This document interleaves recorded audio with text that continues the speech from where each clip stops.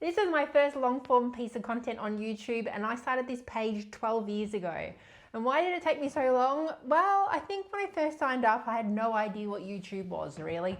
I have been making short form content for like nearly a decade on Instagram and TikTok, and I absolutely love it. Like, I'm 45 years old, I'm a mother of two, I own a dog, I live in Australia. I'm just going to give you all the information right now. I found out that I'm autistic and I have ADHD when I was 41 years old, and since then I've kind of been trying to make a decision to live more authentically, whatever that means, trying to unmask and just do whatever weird things I feel like doing. I have overthought this first long form piece of content for so long. I've watched so much advice from the experts about editing and all the things, and I just went, you know what, I'm getting stuck in decision paralysis of what I should do for my first piece, and I'm just gonna do it, and this is it. So here's my Ninja Creamy, here's my dog crate where my dog sleeps every night, and here's my packet of Uno cards. I'm using my front camera even though I know the back camera is better, but I'm like, you know what, I think unperfect content can be just as perfect as perfect content. Because I run an online community for midlife creators, and in there, it's for midlife creators who are looking to get started on social media. And I try and teach at the start in particular that ugly content or messy content is better than no content. So I'm trying to live by my own advice by just putting this out into the universe. It's my first post. I'm sure I'll look back in how many years' time and go, oh my goodness, I can't believe you actually posted that. So easy to fall into the trap. I've been watching, as I said before, so much expert advice on how to do the best storytelling and how to have the best hook and the best call to action and all of that. And I'm just like, it's too much. It's too much. Like, my dog's walking over here now, and a part of me is like, should I like tell him to stop clip clopping? But you know what? Instead, we'll get him to hop up on this chair. Scatty up. And here's my dog.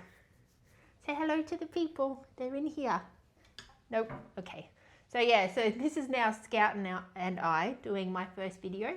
I made the decision this year to try and make social media my full-time job. I've always kind of worked minimum wage, basic entry-level jobs ever since I left school. And I've done jobs like, I've worked in fast food, I worked in a mushroom farm, I've worked in like admin, I've worked in gyms, I've run my own business once, so I decided to become a personal trainer. As I mentioned before, I have ADHD, and sometimes the ADHD takes over and I think something's an exciting idea, and so I decided to do that. But now, as I said, after creating content for close to a decade and absolutely loving it, like, it just makes my heart so happy making content that I'm like, why am I not trying to turn this into a full-time income? And I'm like, maybe I have something to share. Maybe people want to see another, bye Scout, off you get, off, sorry.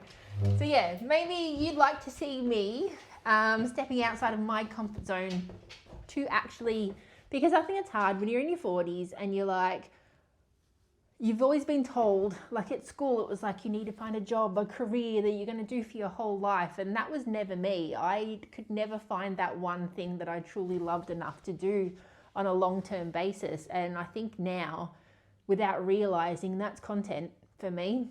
I always saw it as just like a fun little thing to do. Like, got to like flex my creativity muscle, but I never saw it as like, I think because I'm 45, I never thought it was possible for me. And especially now, a lot of people are like, you know, it's a young person thing.